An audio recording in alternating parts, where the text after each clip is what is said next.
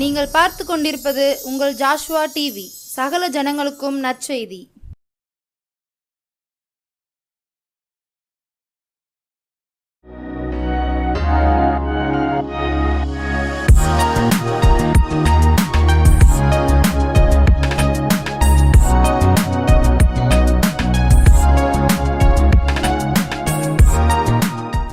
ஆண்டவரும் இரட்சகருமாகிய இயேசுவின் நாமத்தினாலே ஜாஸ்வா டிவி நேயர்கள் அனைவருக்கும் அன்பின் சமாதான வாழ்த்துக்களை தெரிவித்துக் கொள்கிறேன். இந்த நாளிலும் கர்த்தர் நம்மோடு பேசும்படியாக கண்களை மூடி ஜெபிப்போமா? அப்பா பிதாவே, உம்மை துதிக்கிற ஆண்டவரை சோத்தரிக்கிறப்பா.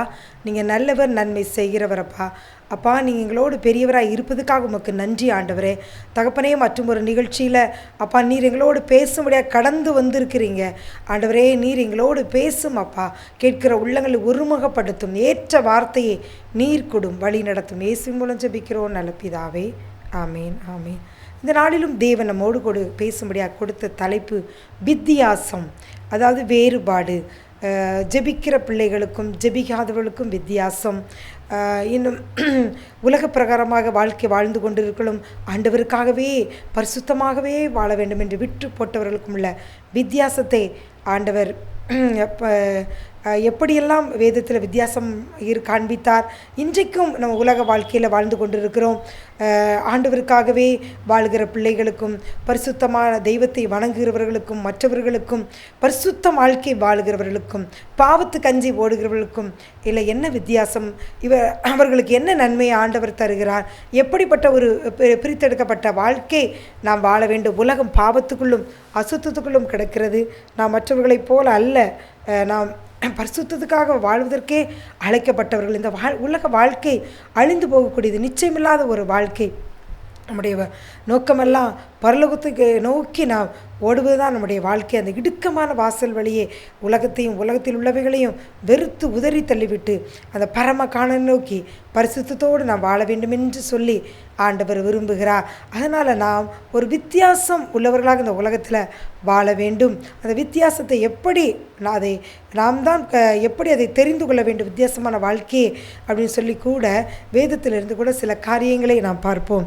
தானியேல் எழுதின புஸ்தகத்தில் நாம் பார்த்தோமானால், தானியேல் தீர்க்க தரிசன புத்தகத்தில் அங்கு பார்த்தோமானால் தானியேலும் அவனோடு கூட நிறைய வாலிபர்களும் இஸ்ரவேல் தேசத்திலிருந்து பாபிலோனுக்கு அடிமைகளாக அங்கு கொண்டு வரப்பட்டு அங்கே தானியேல் 1ஆம் அதிகாரம் வசனம் 3 அப்பொழுது இஸ்ரவேல் புத்திரருக்குள்ளே ராஜ குலத்தார், துறை மக்கள், அதில் யாதொரு மாசு இல்லாதவர்கள், அழகானவர்கள், சகல ஞானத்திலும் தேறினவர்கள், அறிவில் சிறந்தவர்கள், கல்வியில் நிபுணர், ராஜாவின் அரண்மனையில் சேவிக்க திறமையுள்ளவர்களுமாகிய சில வாலிபர்கள் என்ன செஞ்சுருக்காங்க, அங்கே பாபிலோன் தேசத்துக்கு கொண்டு போய் அவங்களுடைய எழுத்தாகிய அந்த கல்தேய பாஷையை அவர்களுக்கு கற்றுக் கொடுக்கிறார்கள்.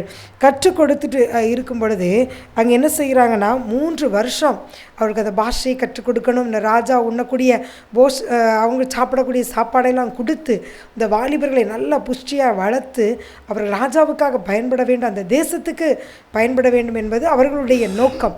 இப்படியாக இருக்கிற சூழ்நிலையில் அங்கே பார்த்தோமானால் வசனம் 6, அவர்களுக்குள்ளே யூதா புத்திரராகிய தானியேல், அனனியா, மிஷாவேல், அசரியா அப்படின்னு சொல்லி 4 அங்கே வாலிபர்கள் இருக்காங்க. இந்த 4 வாலிபர்கள் அங்கே ஒரு தீர்மானம் பண்ணுறாங்க. என்னென்னா, தானியேல் ராஜாவின் போஜனத்தினாலும் அவர் பானம் பண்ணும் திராட்சரசத்தாலும் தன்னை தீட்டுப்படுத்தலாகாது என்று தன் இருதயத்தில் தீர்மானம் பண்ணிக்கொண்டு தன்னை தீட்டுப்படுத்தாதபடி பிரதானின் தலைவரிடத்தில் வேண்டிக் கொண்டார். தேவன் தானியேலுக்கு பிரதானிகளின் தலைவனிடத்தில் தயவும் இரக்கமும் கிடைக்கும்படி செய்தார். அங்கே பார்த்தோம்னால் தானியேல் அங்கே என்ன சொல்கிறாருன்னு பார்த்தோம்னா, அந்த ராஜா சாப்பிடுகிற போஜனத்தால் அது தன்னை தீட்டுப்படுத்தக்கூடாது அப்படின்னு சொல்லி அவனும் கூட இருக்க வாலிபர்கள் என்ன செய்கிறாங்க, தீர்மானம் பண்ணுறாங்க. தீர்மானம் பண்ணி அவங்களுக்கு மேலே ஒரு விசாரணைக்காரன் இருக்கணும்னு சொல்லும் பொழுது அவங்க கண்கள் என்ன செய்கிறது, தயவு கிடைக்கிறது. அப்போது அவங்க சொல்கிறாங்க, 10 நாள் அளவுக்கும் நீங்கள் பருப்பு மரக்கறி எல்லாம் சாப்பிடுங்க. சாப்பிட்டு பார்க்கும்போது மற்றவங்களுக்கு உங்களுக்கு ஒரு வித்தியாசம் எப்படி இருக்குன்னு நான் பார்த்துட்டு அப்புறமா நீங்கள் இதை தொடரலாமா வேண்டாமான்னு சொல்கிறேன்னு அந்த விசாரிப்புக்காரன் மேல்ஷார் என்பவன் அங்கு சொல்லுகிறான். அப்படியே 10 நாள் வரைக்கும் தானியேல் 1:12. 10 நாள் வரைக்கும் ஒரு அடியாரை சோதித்து பாரும், எங்களுக்கு புசிக்க பருப்பு முதலான மரக்கறிகளையும் குடிக்க தண்ணீரையும் கொடுத்து பாருன்னு சொல்ல பொழுது அவங்க பார்க்குறாங்க.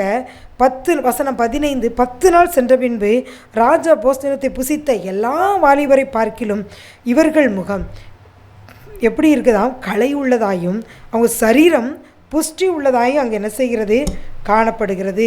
ராஜாவின் சாப்பாடு சாப்பிடக்கூடாது என்று சொல்லி இந்த 4 வாலிபர்களும் தீர்மானம் பண்ணதுனால மற்ற வாலிபர்களை பார்க்கிலும் இவங்க முகம் எப்படி இருக்குன்னா களை உள்ளதாயும் இவங்க சரீரம் புஷ்டி உள்ளதாக இருக்கிறது. அதாவது இது ஒரு பரிசுத்த கூட்டம். பரிசுத்தம் உள்ளவர்களுக்கும் அந்த பரிசுத்தம் இல்லாதவர்களுக்கும் ஒரு வித்தியாசம் அங்கே என்ன செய்கிறது, காட்டப்படுகிறது. இந்த வாலிபர்கள் பரிசுத்தமாக இருக்கணும், அந்த போஜனத்தினால தன்னை தீட்டுப்படுத்தக்கூடாதுன்னு சொல்லி தீர்மானம் பண்ணி அப்படியே அந்த மரக்கறிகளை பருப்பை மாத்திரம் புசித்தாலும் கூட அவங்க சரீரம் என்ன செய்தா, புஷ்டியாக இருக்குது, முகம் களையாக இருக்குது. ஆனால் அந்த பரிசுத்தம் இல்லாதவர்கள் அவங்களுடைய காரியங்களை காட்டிலும் இவங்க முகம் எப்படி இருக்கா, வித்தியாசமாக அங்கே காணப்படுகிறது. ஆண்டவர் அங்கே பரிசுத்தத்துக்கும் பரிசுத்தம் இல்லாதவர்களுக்கும் ஒரு வித்தியாசத்தை காண்பிக்கிறார். அதே போல தான் இதை பார்த்து கொண்டிருக்கிற நீங்களும் இந்த உலக வாழ்க்கையில் நம்ம எல்லாவற்றையும் அனுபவிக்க நம்மளுக்கு தகுதி உண்டு. ஆனாலும் வசனம் சொல்லுகிறது, எல்லாவற்றையும் அனுபவிக்க அதிகாரம் இருந்தாலும் எல்லாம் நமக்கு என்ன செய்யாது, தகுதியாய் இராது. அதனால் உலகத்தின் வழியிலே நம்ம போய் மற்ற மார்க்கங்களுடைய பாதையெல்லாம் நம்ம கற்றுக்கொண்டு அதன்படி வாழ்ந்து நம்முடைய வாழ்க்கையை நம்ம கெடுத்து விடாதபடிக்கு பரிசுத்த வேதாகம் நமக்கு என்ன கற்றுக் கொடுத்திருக்கிறது. பரிசுத்தத்துக்கு என்ன வாழ்வதற்கு அழைக்கப்பட்டவர்கள் வசனம் சொல்லுகிறது, பரிசுத்தமுள்ளவன் இன்னும் பரிசுத்தமாகட்டும் சொல்லுகிறது. இன்னும் பரிசுத்தமாகி தேவன் நியமித்த கற்பனைகளை கட்டளைகளையும் கை கொண்டு வசனத்தின்படியான ஒரு வாழ்க்கை நாம் வாழும் பொழுது எப்படி அந்த மற்ற வாலிபர்களை காட்டிலும் இந்த தானியேல் அவனுடைய நண்பர்களுடைய முகமும் களை உள்ளதாய் சரீரம் புஷ்டியாக உள்ளதாக இருந்தது போல தேவன் நம்மளோட நண்பர்களை காட்டிலும் நம்மோடு பழகுகிற உறவுகளை காட்டிலும் ஆண்டவர் நம்ம என்ன செய்வாராம், இதே போல் நம்மளை வித்தியாசப்படுத்தி நம்முடைய முகம் களை உள்ளதாயும் சரீரம் புஷ்டி உள்ளதாயும் மாற்றி ஒரு தீங்கு நம்மளை தொடாதபடி பரிசுத்தம் உள்ளவர்களுக்கும் பரிசுத்தம் இல்லாதவர்களுக்கும் வித்தியாசத்தை தேவன் நம்மூல காட்டுவார். ஆனால் நாம் செய்ய வேண்டியது தானியேலை போல நம்மளும் ஒரு தீர்மானம் பண்ண வேண்டும். நான் உலகத்தால் என்னை கரைப்படுத்திக் கொள்ள மாட்டேன், உலகம் எனக்குள்ள வந்துவிடக்கூடாது என்பதில் உறுதியாக இருக்க வேண்டும். அன்பான வாலிப பிள்ளைகளே, நீங்களும் இப்படியாக உலகத்தால் என்னை கரைப்படுத்த மாட்டேன் என்று சொல்லி உலகத்துக்கு உங்களை விலைக்கு காப்பாற்றி கொண்டு தேவனுக்காகவே தேவன் மேல் அன்பு பாராட்டி பரிசுத்தத்துக்காக நீங்கள் வைராக்கியமுள்ளவர்களாக இருப்பீர்களானால் உங்களுடன் படிப்பவர்களை காட்டிலும் உங்களை ஆண்டவர் உயர்த்தி அழகுபடுத்தி அவர்களுக்கும் உங்களுக்கும் ஒரு வித்தியாசத்தை நிச்சயமாய் தேவன் உங்களுக்கு காண்பிப்பார். அடுத்ததான் நாம் பார்த்தோமானால் எகிப்தியருக்கும் இஸ்ரவேலருக்கும் ஆண்டவர் ஒரு வித்தியாசத்தை காண்பித்தார். முதலாவது நாம் பார்த்தோம் தானியேலும் நண்பர்களுக்கு ஒரு வித்தியாசம். அது என்ன வித்தியாசம்? பரிசுத்தம் உள்ளவர்களுக்கும் பரிசுத்தம் இல்லாதவர்களுக்கும் ஒரு வித்தியாசம். அடுத்து பார்த்தோம்னால் எகிப்தியருக்கும் இஸ்ரவேலருக்கும் ஒரு வித்தியாசம். நாங்கள் பார்த்தோம்னால் மோசே அந்த பார்வோனிடம் சொல்லுகிறார், ஜனங்களை அங்கே ஆராதிக்க போகும்படியாக சொல்ல வேண்டும் என்று நாங்கள் செல்ல வேண்டும் என்று சொல்லி கூப்பிடும் பொழுது பார்வோன் அங்கே என்ன செய்கிறார், ஒவ்வொரு வாதை வரும்பொழுதும் இருதயத்தை கடினப்படுத்தி கொண்டே வருகிறார். ஆனால் ஒவ்வொரு வாதையும் அங்கே வரும் பொழுது அங்கே இஸ்ரவேல் புத்திரரை ஆண்டவர் வழிபட்டவர், அது தெரிந்து கொள்ளப்பட்ட சந்ததி. ஆண்டவர் இஸ்ரவேலரை தெரிந்து கொண்டிருக்கிறார். எகிப்தியர் அப்படி அல்ல. ஆனால் தெரிந்து கொள்ளப்பட்டவர்களுக்கு எப்படி என்ன நடக்கிறது, அங்கே எகிப்து தேசத்தில் வண்டு வருகிறது, பேன் வருகிறது, வெட்டுக்கிளி வருகிறது, காரிருள் வருகிறது, தவளைகள் திரளாய் வருகிறது. ஆனால் இஸ்ரவேல் இருக்க அந்த கோசேன் தேசத்தில் மாத்திரம் எதுவுமே அங்கே என்ன செய்யவில்லை, நடக்கவே இல்லை. அந்த ஆண்டவர் சொல்லுகிறார், நீங்கள் என்னை தெரிந்து கொள்ளவில்லை, ஆனால் நான் உங்களை தெரிந்து கொண்டேன் என்று சொல்லுகிறார். இன்றைக்கு உலகத்தில் பல்வேறு விதமான காரியங்கள் நிகழ்வுகள் நடக்கலாம். உலகத்தரை போல நமக்கும் என்ன செய்யலாம், பாடுகள் போராட்டங்கள் பிரச்சனைகள் வரலாம். ஆனாலும் தெரிந்து கொள்ளப்பட்ட நம்மளை ஆண்டவர் அதிலிருந்து எளிதாக நம்மளை தப்புவித்து நம்மளை என்ன செய்வார், ஆச்சரியமாக நம்மளை உயர்த்தி வைத்து அவர்களுக்கும் நமக்கும் ஒரு வித்தியாசத்தை காட்டுவார். எப்படி எகிப்தியர் இருந்த இடத்தில் காரிருள் இருந்தது, ஆனால் இஸ்ரவேல் மக்கள் இருந்த இடத்துல என்னது வெளிச்சமாக இருந்தது.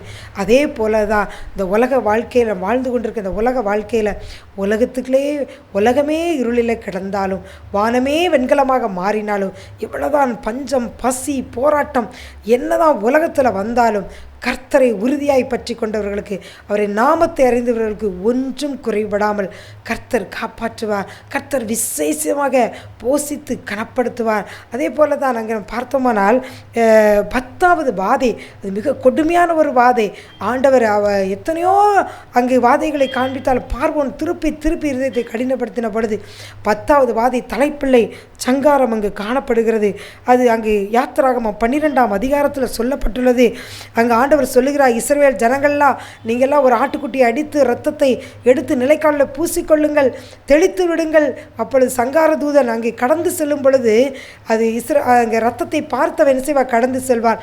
அந்த ரத்தம் பூசப்படாத நிலைக்கால்களில் ரத்தம் பூசப்படாத வீடுகள் எல்லாம் இருக்கிற தலைப்பிள்ளைகள் எல்லாம் என்ன செய்யும், அழிக்கப்படும் அப்படின்னு சொல்லி ஆண்டவரால் அங்கே ஒரு கட்டளை கொடுக்கப்படுகிறது. அதே போல் இஸ்ரவேலர் எல்லாரும் ஒரு ஆட்டுக்குட்டியை தெரிந்து கொண்டு அதை அடித்து அந்த இரத்தத்தை என்ன செய்கிறார், நிலைக்கால் பூசுகிறார்கள். சங்கார தூதர் அந்த வீடுகள் வரும் பொழுது ஆண்டவர் ரத்தம் அந்த ஆட்டுக்குட்டியின் ரத்தம் தெளிக்கப்பட்ட அந்த இடத்திலிருந்து அவன் என்ன செய்கிறான், கடந்து செல்கிறான். இஸ்ரவேல் புத்திரர்கள் என்ன செய்கிறார்கள், காப்பாற்றப்படுகிறார்கள்.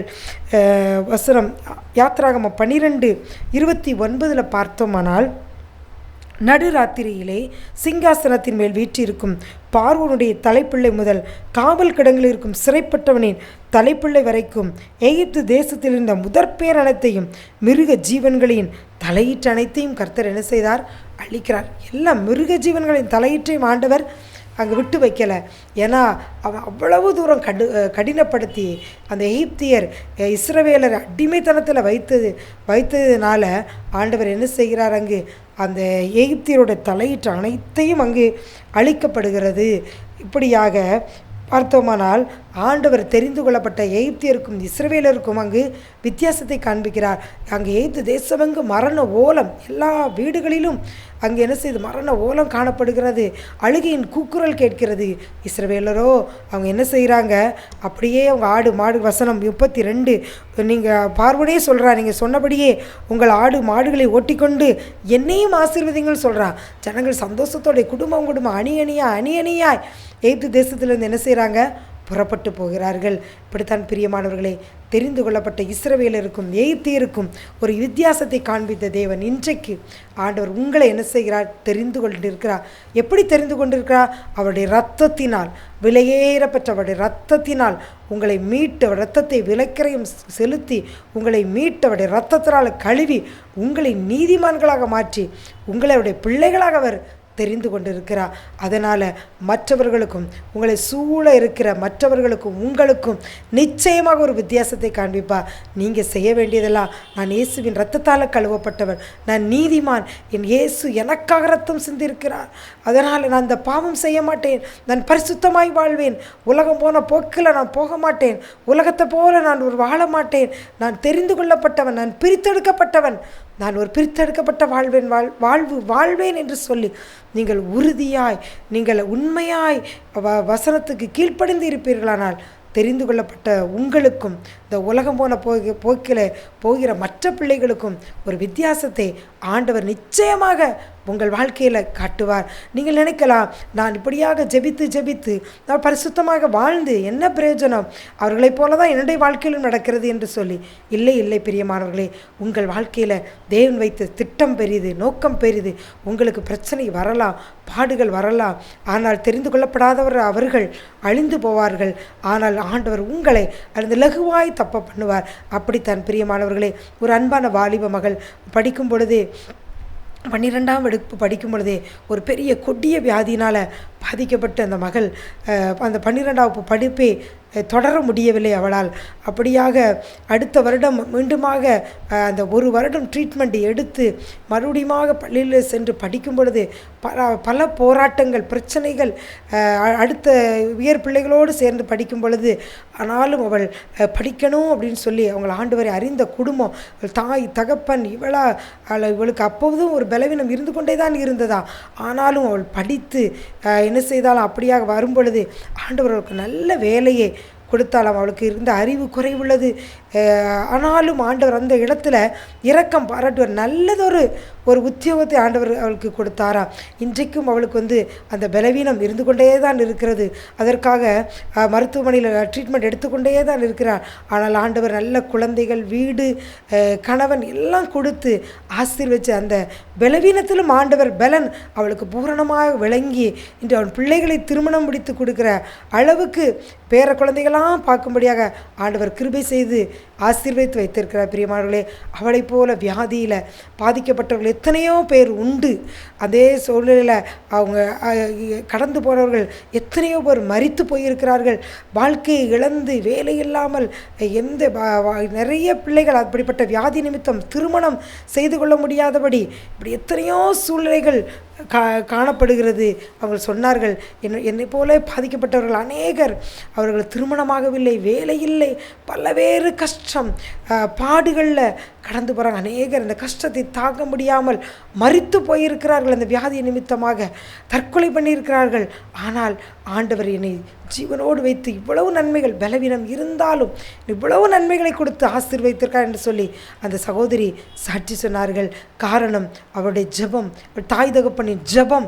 அதனால்தான் பிரியமானவர்களே, தெரிந்து கொள்ளப்பட்டவர்களாய் உங்களுக்கும் மற்றவர்களுக்கு தேவன் நிச்சயமாக ஒரு வித்தியாசத்தை காண்பிப்பார்.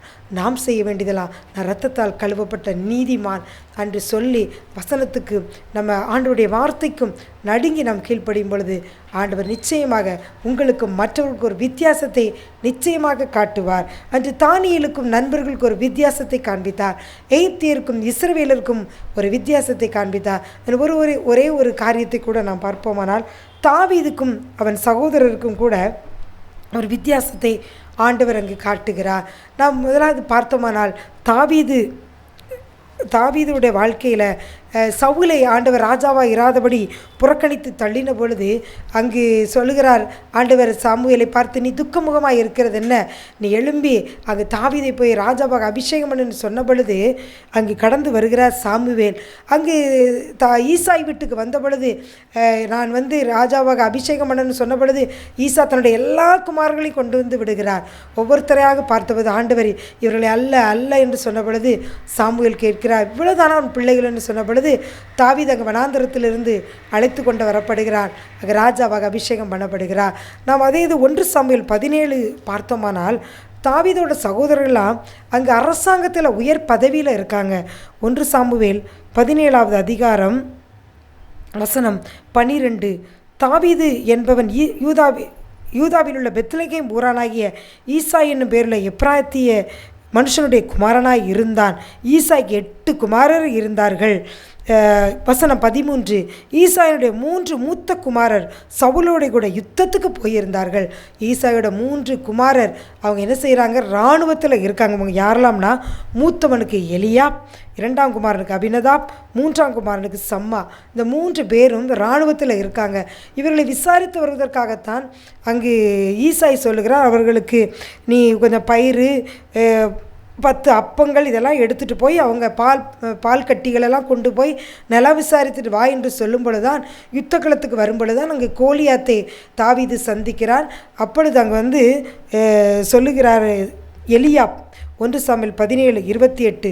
அந்த மனுஷரோடு அவன் பேசிக்கொண்டிருக்கிற மூத்த சகோதரனாய் எலியாப் கேட்டபொழுது தாவீதின் மேல் கோபம் கொண்டு, நீ இங்கே வந்தது என்ன?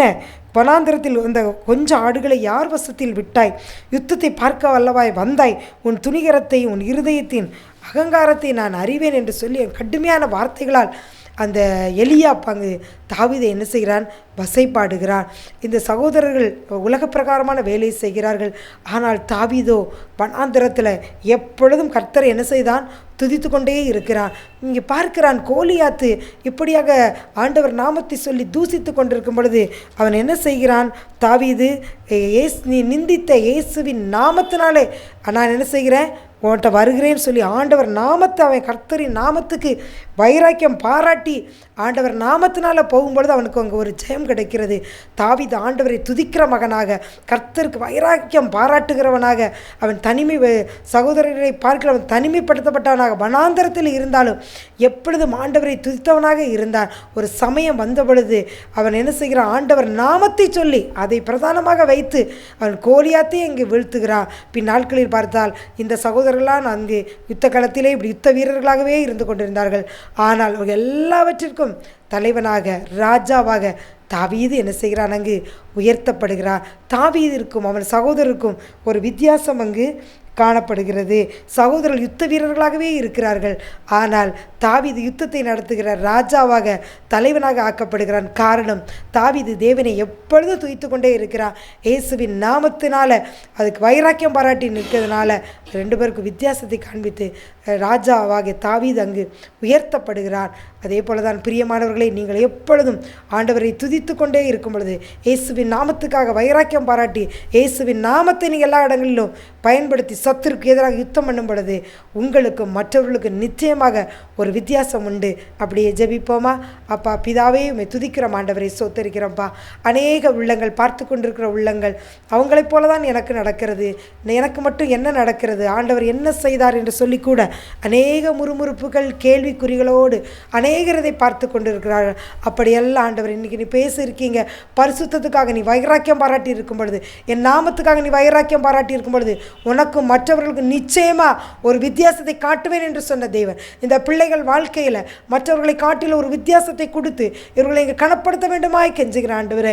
நெடுநாளாக ஆண்டவரே காத்திருக்கிற இருதயத்தை இழக்க பண்ணும். விரும்பினது வரும்போது ஜீவ விருச்சம் போல இருக்குமே ஆண்டவரே. இந்த பிள்ளைகள் எந்தெந்த காரியங்களுக்காக நெடுநாளாக போராடி கொண்டிருக்கிறார், எல்லாத்துக்கும் ஒரு முடிவு வருவதாக இயேசுவின் நாமத்தினால இந்த வேளையிலே நீதிமான் விரும்புகிற காரியம் அவனுக்கு கொடுக்கப்படும் என்று சொன்னீங்களேப்பா. உங்கள் பிள்ளைகள் எந்த காரியத்தை கேட்கிறார் அந்த காரியம் அவர் கொடுக்கப்படட்டும் இயேசுவின் நாமத்தினாலே.